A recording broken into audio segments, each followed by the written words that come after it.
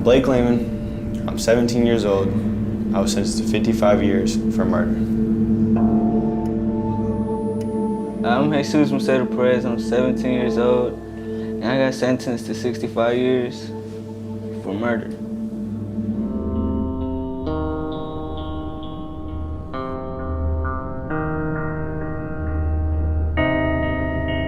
This is Wabash Valley Correctional Facility in the American state of Indiana.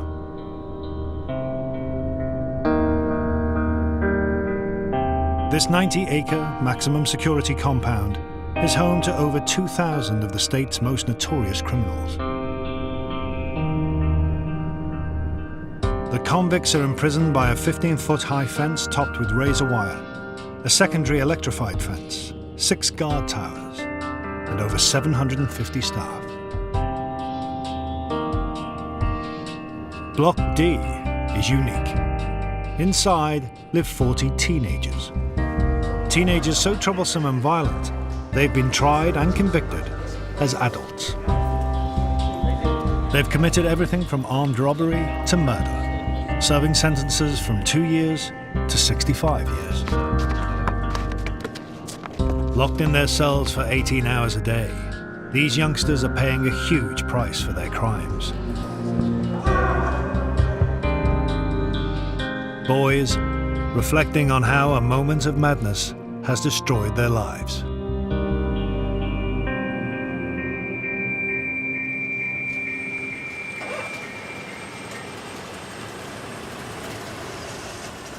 "9 a.m. 2 new teenage inmates arrive. Children are tried as adults when they've repeatedly reoffended in the youth system, or their crime is considered so horrific that an adult maximum security prison is deemed the only answer.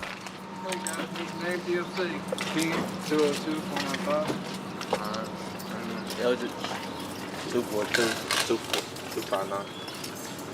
What's your name? Eldridge. With over 50 teenage boys annually coming through their gates, the officers at Wabash know what to expect. Well, these guys, they come in, they don't use deodorant and stuff. They don't care. I don't think they care. At 17, Jacob Eldridge is back for a second visit to the juvenile block, after breaking his parole on a previous conviction for carrying a handgun without a license.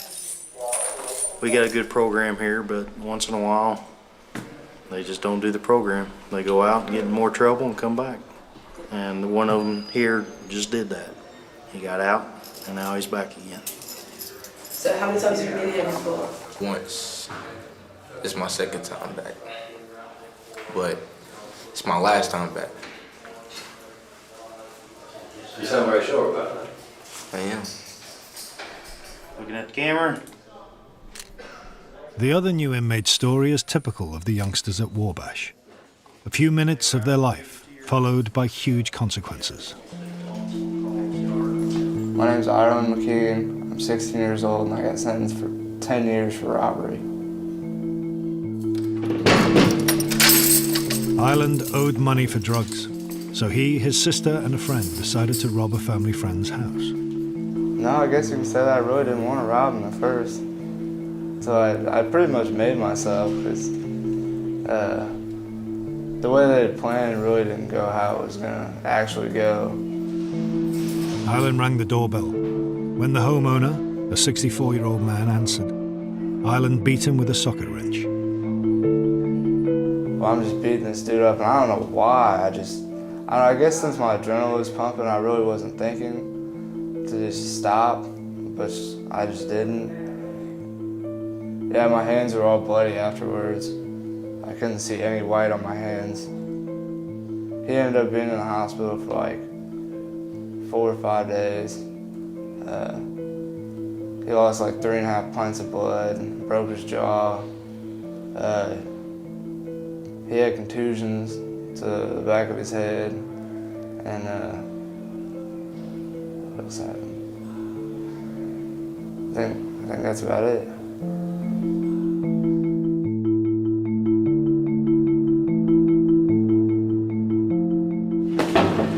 Enjoy your stay. With all their possessions, It's the walk to their new home, the juvenile facility in Block D.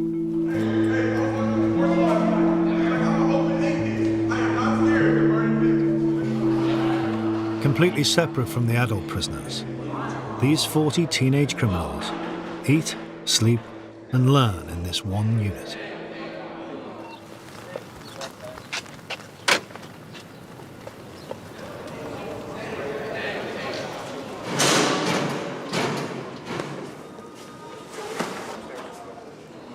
New guests, new guests. There to greet them is Correctional Officer Morrissey, a former military officer whose job now is to keep the peace in the juvenile block. A new inmate will come in, we'll place him in the cell, we'll make sure he has all his hygiene, all his necessities, and he's ready to roll. The teachers will interview him, the casework manager, counselors will interview him, medical will interview him, and then he'll be on his own. This sucks. With 18 years' experience, Officer Morrissey has seen what it's like for new inmates. Scary, especially if they've never experienced this type of environment. They run the gamut between fitting right into isolating themselves in their cell. We have to treat each individual as an individual. Some are very aggressive and the unit will respond the same way. Some of them are very passive. It just depends on the personalities that come in.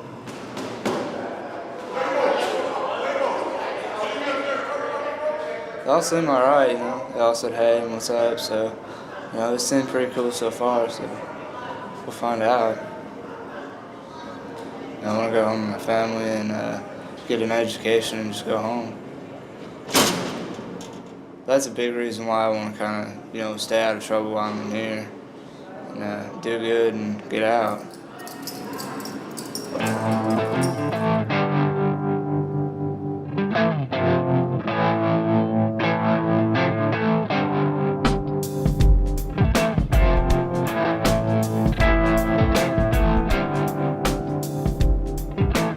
Prison officers aren't the only staff to work in the unit.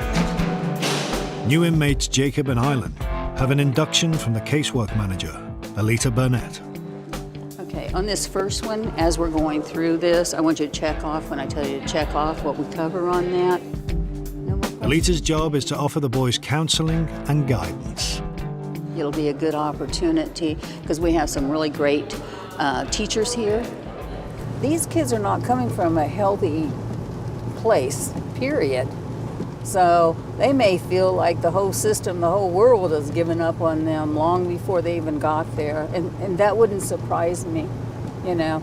I mean, what I like to say is our children aren't throwaways, you know. We need to get them back out and be healthy. They're just not healthy. This is all the rules and regulations. I really want you guys to read through these, because ignorance of these rules and regulations is no excuse for conduct, just like ignorance of the law is no excuse. I try to be firm, fair, and consistent with all of the kids, and a lot of them, they don't like to displease me and, you know, that type of thing, but I don't know if I want to be called the mama. That's a lot of babies to have to take care of in there.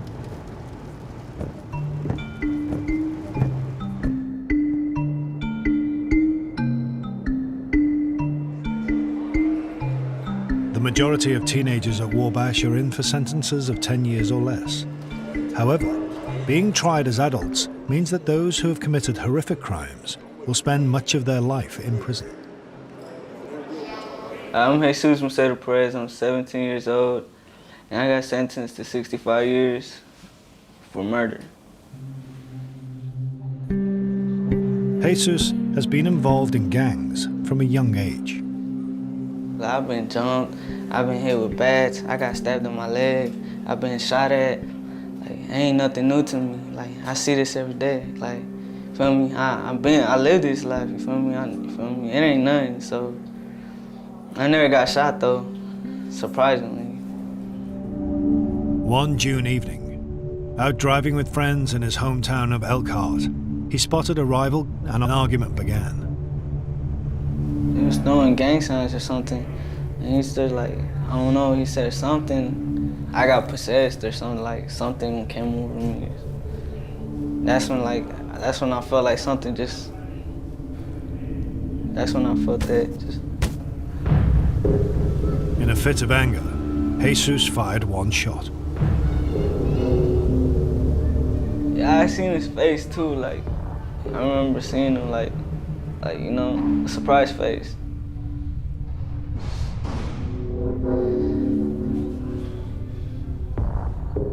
16-year-old Braxton Barhams was dead.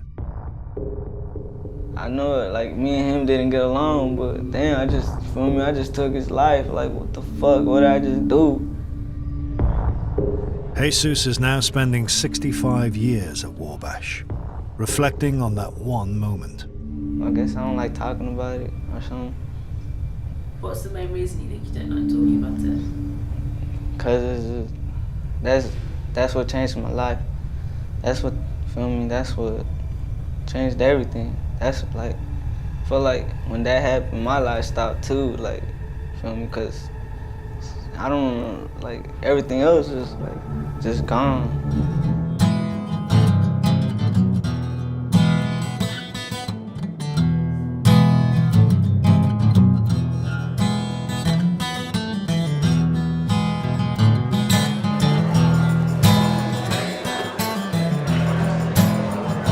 Teenagers at Wabash get 1 hour of recreation in the morning and 1 hour in the evening. Part of the staff's philosophy not to punish, but to rehabilitate. You with me, bro? Hell no! If you have just punishment and no rehabilitation, then you're doing nothing. You're just housing people, and you know, you're not helping them turn around, and then you're going to dump them back onto society. So basically, you just shot yourself in the foot, because they're going to go out and be the very same they were when they come in, and maybe worse. I'm tired of being locked up. I'm in the penitentiary. Ain't got no money on my books, and I'm so hungry. Man, I'm locked up. I'm Marquise Lee. I'm 18 years old. And I got 15 years for aggravated battery. For the better, cause I'm tired of talking to my people through these letters. Man, I'm locked up. I'm trying to make it in the industry. I'm trying to get big, you feel me? I'm always gonna, you feel me, remember where I came from. I ain't gonna never forget where I came from. You feel me? Where I grew up at, the hood, you feel me? It's positive. I'm trying to make it to the top. Crazy, I ain't even. Marquise was 16 and on probation for theft when he committed his crime, for which he was tried as an adult. Some people say it ain't fair because we underage. But then again, I'll be like, you feel me, we did you ever heard of the saying, you feel me, you do the crime, do the time, you feel me? So that's why I'm like, you feel me, I did it. So, I mean, I'm owning up to what you feel me? They charged me like I was a man, I'm gonna step up like a man and do my time. The victim had assaulted Marquise's mother, so he decided to get revenge with his accomplices, his uncle and mother. Excited. I was just trying to get to him. I was ready to get to him more than what I already did. I wanted him to know, like, for me, he had the right one this time. Like, he messed up. I wanted him to know that, like, yeah, you're not finna get away with this, so I'm finna get you. I ran up on him, and we just got the fist fight. We got to fighting, and he fell. I dropped him. He fell, and he crawled to the door. That's when I seen the chance. So, you feel me? I took out the gun, I shot him. Bow. When I shot him, he dropped. The first shot, when I learned in court, first shot hit him in the back, in the spinal cord, and it paralyzed him. His uncle then also fired. The victim died at the scene. He got what he deserved. That's how I was feeling. Like, you feel me? If he dead, he dead. If he just got shot, you feel me? He deserved what I gave him. You feel me? He shouldn't have hit my mama.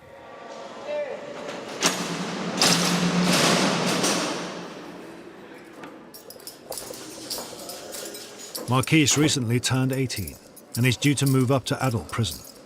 However, he's been allowed to stay in the juvenile unit in order to complete his education. as long as he avoids getting written up. For the past 6 months, he's essentially stayed out of trouble. This is part of our reward program. At 180 days, they're entitled to get a loaner TV and an hour of extra rec a weekend. This motivation to not get in trouble. Get thinking like, ah, man, I don't want to lose my TV. So if I could stick to that, yeah, I'm gonna be straight. You're responsible for this. All right. Okay. You are now proud owner of a TV. Take it back to yourself. Dealing with the children here is different from the adults because you do tend to adopt a parental role. I don't know all their stories. I don't know all their home lives.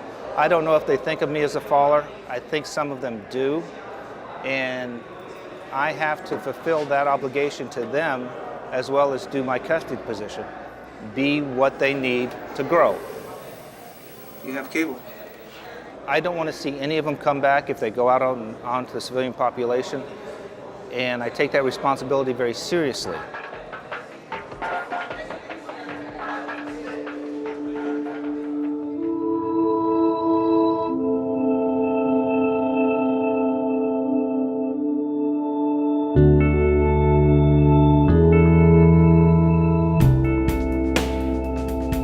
From reward programs through to mandatory schooling, the staff inside the juvenile unit of Wabash attempt to provide as stable a life as possible for the boys in their care.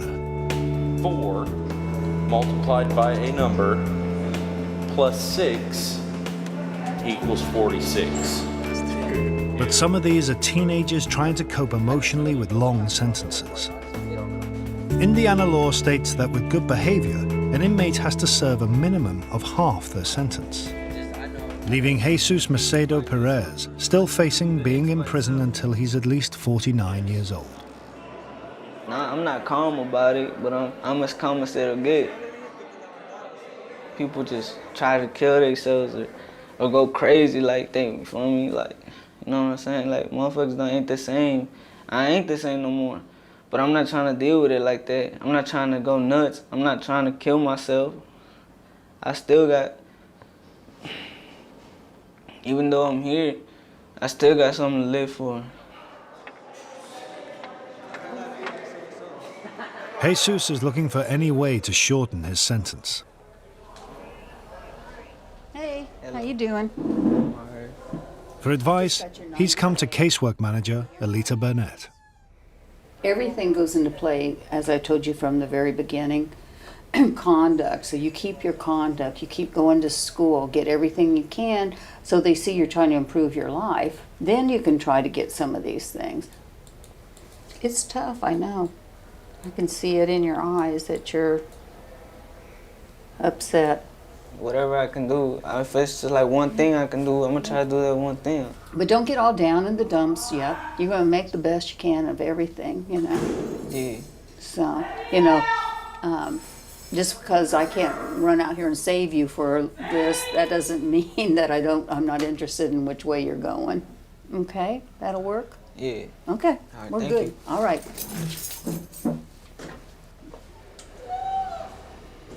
I just can't even imagine being that young and being in that situation. It just doesn't even compute with my mind. I just see it, but it still doesn't compute. I think he'll be okay, but I mean, I would be devastated. But of course, I've never put myself in that position. Having worked in the unit for 7 years, Alita sees how a child's upbringing can ultimately lead to a crime that puts them behind bars. They come from families that, you know, we have generations of this stuff going on. Generations of the drugs, generations of prison, and, you know, it's sad, you know. We have several in there right now that has seen a parent kill the other parent. And then we wonder, you know, it's almost heartbreaking in some ways, you know, some of the things these young little kids have gone through.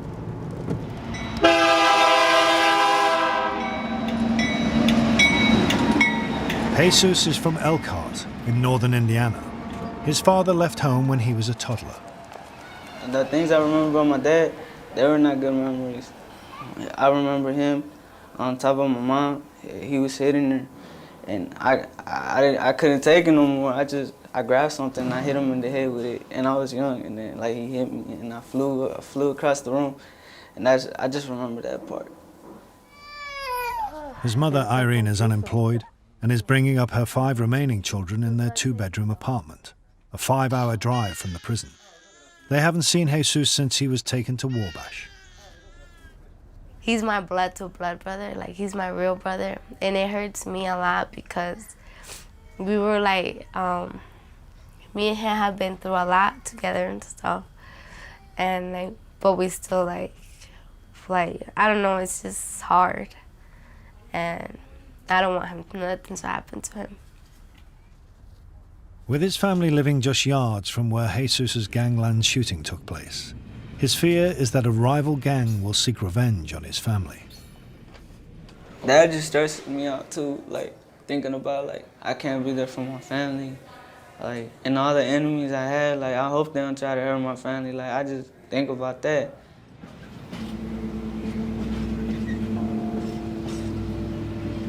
But it's not just on the outside where his gang life can catch up with him. Officers have caught Jesus carrying a letter containing gang-related material. It never surprises me what these guys try to get away with. It's some of them who are facing life sentences, you know, really what do they have to lose? I mean, they've already lost their life or possibility of life out on the streets, so now it's just up to them as to the type of quality of life that they want to have. And a lot of them get persuaded with the gang activities, thinking that that's going to give them more creature comforts here inside. But eventually it catches up to them. Do you want me to read all this to you? No, I don't even care for it. Do you understand what it is? Yeah, STG. Many of the teenagers at Wabash joined gangs at a young age. Some of them are not getting nurturing the way that they need to have it. And so they get into a gang. Everybody wants to belong, and then they'll get them when they're very, very young. You know, they just want to belong to something, and a lot of them get pulled in. How do you plead? Guilty. Guilty? For Jesus, this is his first write-up. In prison more than ever, gang membership is hard to escape. Probably one of the hardest things you can do is get out of a gang, because the only way you really do get out of a gang is, feel me, you know, dead. Shit. Cause, I don't know. I don't even care. I don't care about shit. Fuck that, man. I'm tired of this shit.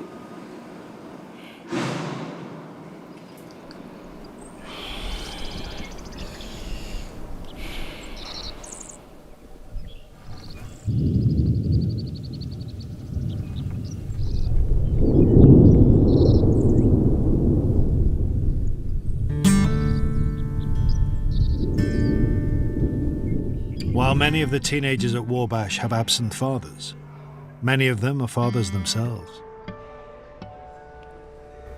Today is visiting day, and it's particularly special for one prisoner. My name is Anthony Sanders. I'm 17. I was sentenced to 8 years for 2 counts of robbery. Anthony has a son, and today will be the first time he's seen him since he arrived at Wabash over a year ago. Yeah, I'm looking forward to it because I ain't seen my son in a long time, and I just wanted him to feel my presence, you know, get the feeling of his dad being around again, talk to him. His girlfriend, Nini, and his 2-year-old son, Anthony Jr., have made the 2-hour drive from Indianapolis to visit.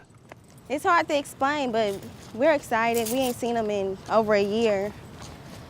So yeah, we're happy. I'm gonna tell him I love him, see if he tell me he love me back, stuff like that. That's really it, man.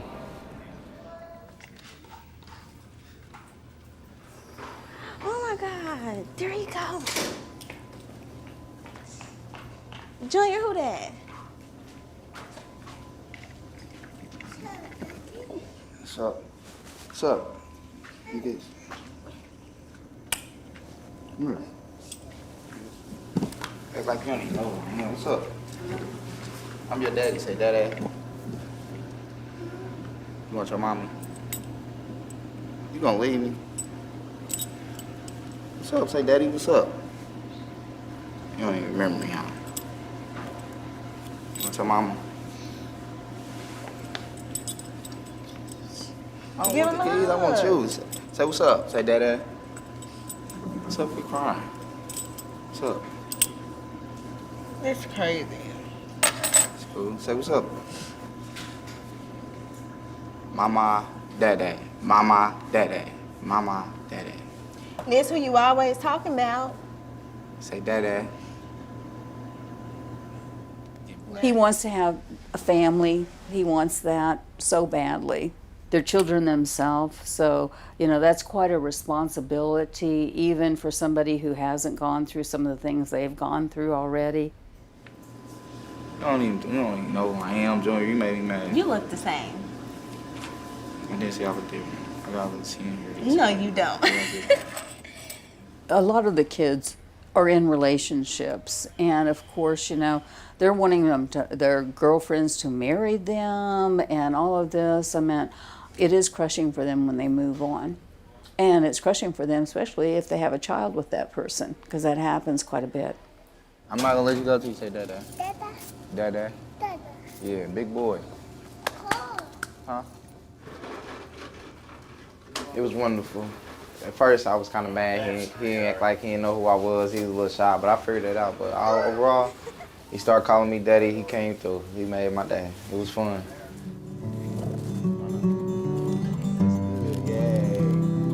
Say it, please. What? Made me feel real good. Made me feel like a father. What does that feel like? Make you feel like you're important. You know what I mean? Let me know I really do got some people that love me, because when you ain't got too many people out there at home, you know, when somebody looking up to you, it make you feel important in some type of way. Make me feel good. Yeah. Bye, Daddy. Say love you. I love you too. Like, if he made my day, I'm ready to go back to my room and just chill. Yeah.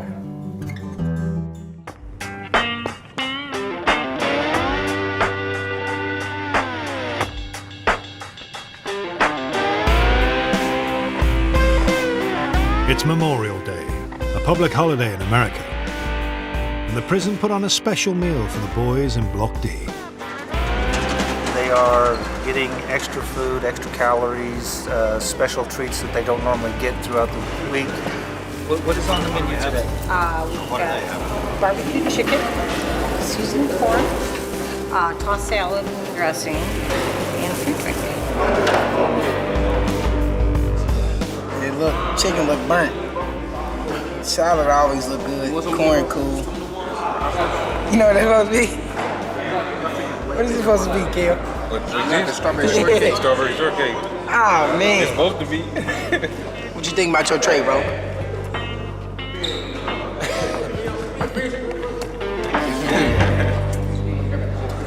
If they don't like the prison food, inmates can also buy treats with their own money.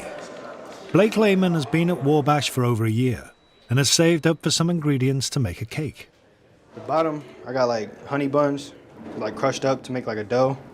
And I put some cookies on top of that, some peanut butter, and then more cookies, and then some honey buns. And then this is some icing that I made, because it's the closest thing to icing we can get. Some chocolate and some peanut butter, a little bit of milk, mixed it up. He's celebrating a big moment in every child's life, his 18th birthday. This is the second birthday I spent in jail, so, you know, it's really just another day. So this is why I made a cake, so I try to make it special. You know, it's my 18th birthday. A little bit more chocolate. You know. Yeah, I think it looks good. That's birthday. You know, the best you can do, really. Don't get no better than that. My name is Blake Lehman. I'm 18 years old. I was sentenced to 55 years for murder. 1, 2, 3. Happy birthday to you. Happy birthday to you. Wait. Happy birthday, dear Blake. Happy birthday to you. As a teenager, Blake was involved in petty crime and had been expelled from his high school. I hung out with my girlfriend a lot. You know, we were close. I was getting high every day. I was smoking. I wasn't really worried about a lot of stuff. You know, wasn't thinking too much about nothing.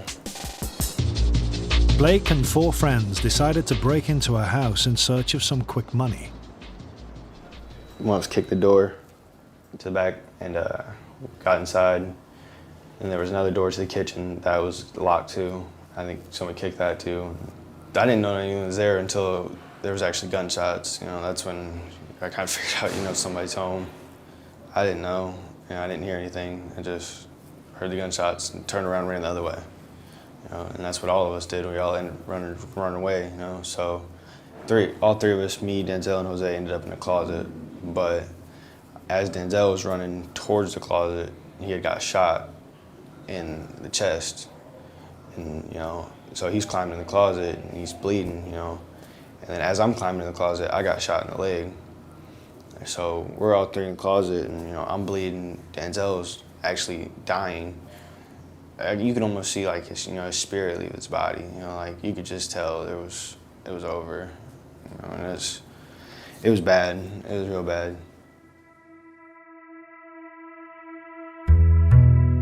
With their friend Denzel dead in the house, the homeowner called the police. The remaining 4 were arrested and taken to the local jail. I'd found out while I was sitting there that they were charging us with murder. You know, and at the time I kind of thought, okay, you know, they don't know what happened. I'm like, you know, they haven't talked to anybody, you know. They must think, you know, we killed Denzel. They must think, you know, they must have something switched around, something mixed up or something. But there was no mix-up. Under Indiana law, if someone dies during a burglary, all those breaking in can be held accountable. The prosecutor said there was a murder committed. You know, the homeowner was just in what he did, which, you know, it is what it is. You know, it was his home. That's right. And he said someone has to be held responsible. So he felt we were going to be held responsible because our actions resulted in what happened. The jury found the 4 guilty of murder. Blake was given 55 years behind bars. Time to reflect on how it had gone so badly wrong. My biggest regret about that day is the whole day. I mean, hell, I should have just went home. Why was I following when I should have been leading? You know, why was I, you know, not thinking for myself, you know, not thinking farther ahead, not thinking about what could have happened, what could go wrong, you know? So, yeah, I definitely regret that day. I regret a lot of everything about it.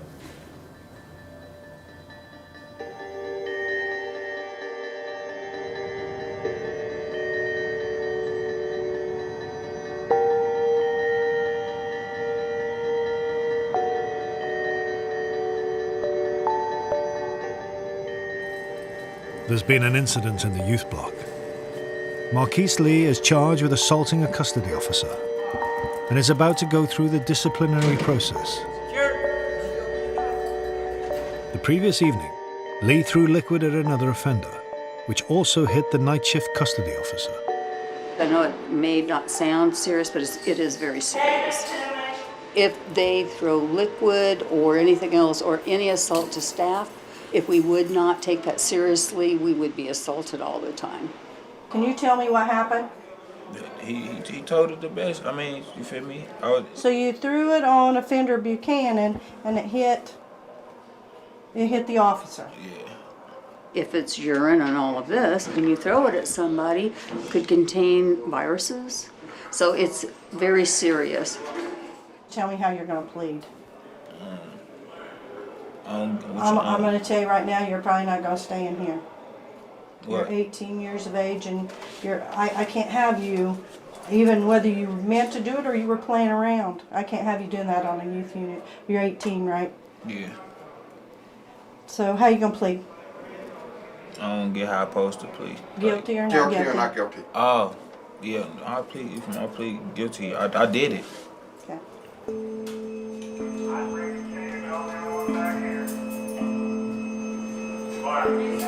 If he's moved out of the juvenile block, Marquise will miss the chance to complete his education in there. I'll get it if I intentionally meant to do it, you feel me? Meant to get it on the CO, but I didn't, you feel me? And that's for me. I don't know, man.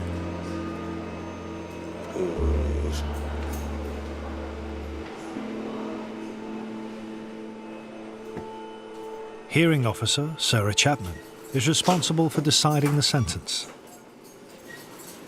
Okay, Mr. Lee, I found you guilty. Don't throw a liquid substance on staff or offenders. 1 month phone, 3 months seg, 45 good days. I don't play when it comes to throwing stuff. You're gonna have to go sit in seg and think about what you did. The SEG, or Segregation Unit, is the solitary confinement wing for adult prisoners. How many days in seg? 90 days. 90. 3 months. It's a sad day, but if anybody's heard me talk in orientation or talk to them, I tell them how important those conducts are. And, you know, if you want to take a risk, then, you know, that's on you.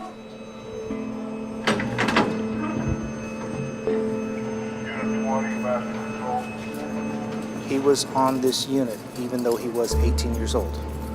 He has been moved to an adult unit where he will be treated as an adult. He is not being segregated from the other influences like he would be over here. Therefore, even though he is in a cell by himself, he will still be influenced by the voices and the comments of those around him. Over here, we tend to try and shield them from that as much as humanly possible. Over there, the shield's gone. They make a mistake, it doesn't surprise me. After all, they're here for mistakes they've made. It's just a repetition of behavior. Our job here is to try to correct and change that behavior. Are we successful? Not always, no. Are we successful some of the times? Yes. We just be happy for our successes and go on our business because we can't dwell on the failures.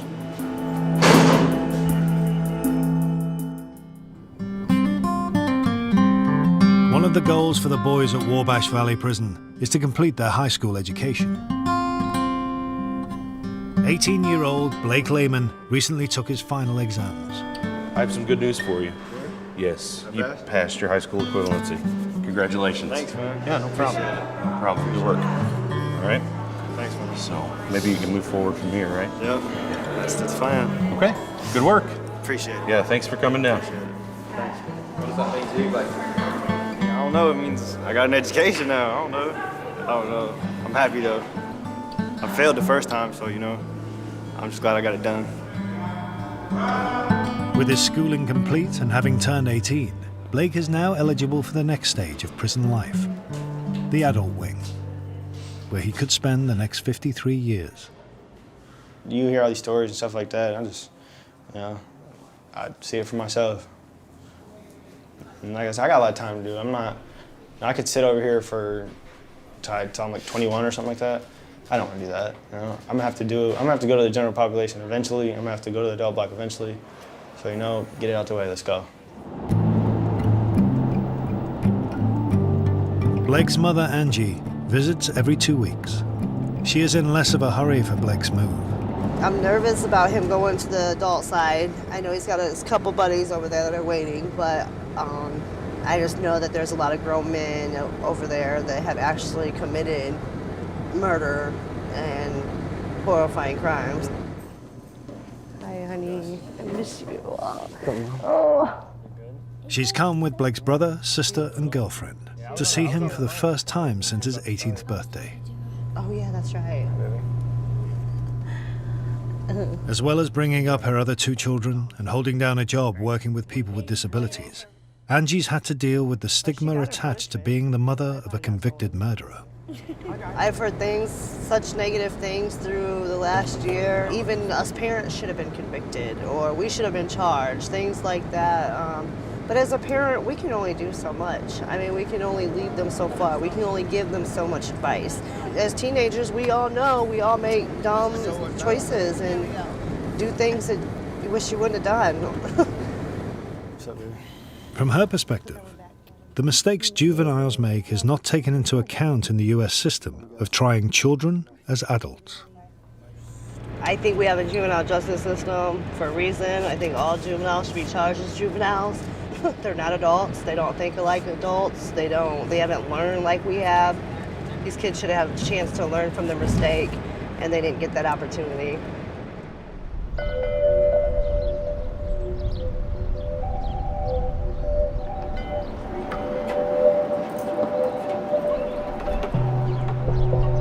For Blake and other teenagers at Wabash, such as Jesus, at the beginning of sentences longer than their life so far, hope of release is something to cling on to.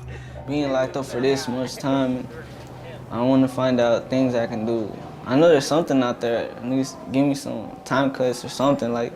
The prison library could help Jesus find an answer. Adult prisoners work as clerks to help guide fellow inmates through the complex U.S. legal system. How can I learn about this, like that, and this? His murder charge, combined with his gang activity, meant he was looking at a sentence of 130 years. So he took a guilty plea in court, in return for a reduced sentence of 65 years. So basically, this is your first step trying to do anything about a PCR. You know what a PCR is for, though, right?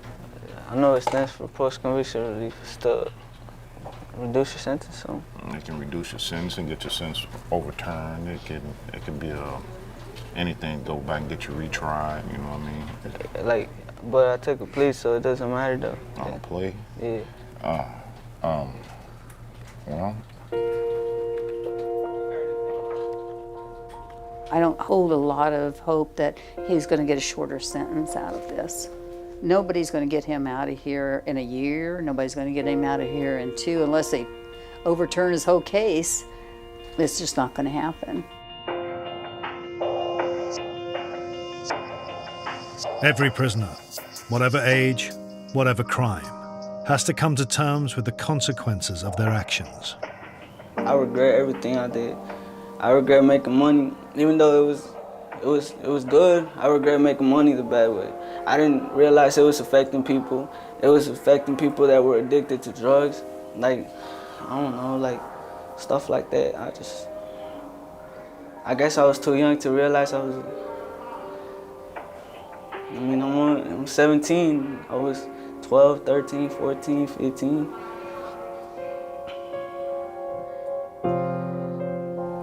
I hate myself for what I did. And I understand why people hate me. I get it. I know why it's. I feel them, like I hate myself too.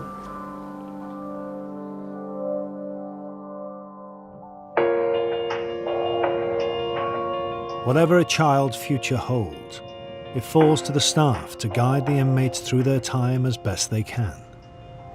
If one of the young men have years and years and years, the only thing I can do is help them endure it, I guess. Giving them hope is not, I can't do it. I would like to see them have a better life, and I think that takes a lot out on you when you know you can't really provide that. I'm always trying to bow out of there. It's hard on me, so I'm ready to pass that crown over to somebody else. I'm tired of being locked up. I'm in a penitentiary. Ain't got no money on my books and I'm so hungry. And I'm locked up. Ain't got no money on the phone. My back against the wall and I'm all alone. Man, I'm locked up. See, this right here gon' change me for the better. Cause I'm tired of talking to my people through these letters. Man, I'm locked up. Being locked up in this room driving me crazy. And my brain is getting lazy. Man, I'm locked up. I'm in a penitentiary. Ain't got no money on my books and I'm so hungry. And I'm locked up. See, this right here gon' change me for the better. Cause I'm tired of talking to my people through these letters. Man, I'm locked up. Been locked up in this room driving me crazy. And my brain is getting lazy. Man, I'm locked up.